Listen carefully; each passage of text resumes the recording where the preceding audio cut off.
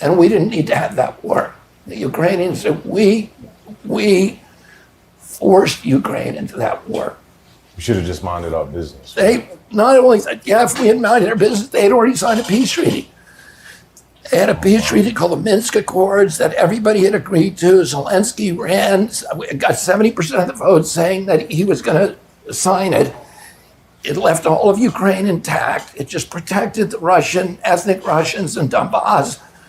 It protected them so they could speak their own language and they wouldn't be killed by the government, which we installed. We paid for that coup in 2014, put our own government in, and they started killing Russians. So they had settled it.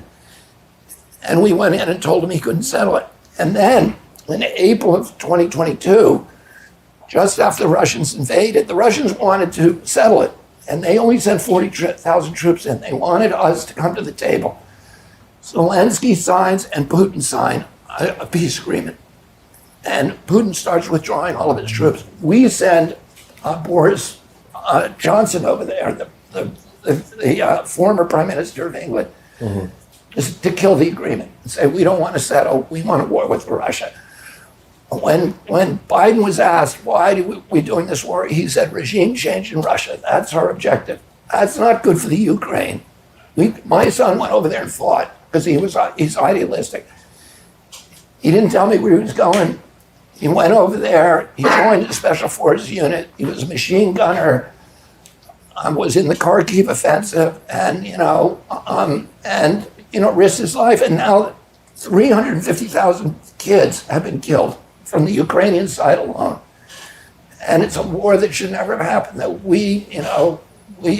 the story that we're told that, there was an unprovoked invasion by Putin is not the accurate story.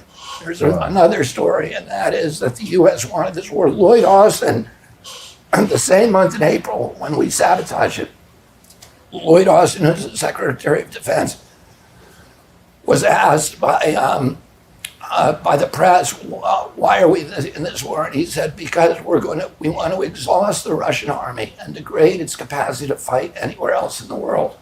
And we don't have to kill Americans. He didn't say this, but earlier position papers had said we should draw Russia into war with a country like Afghanistan or the Ukraine, where their soldiers are going to be dying. We'll provide them the equipment and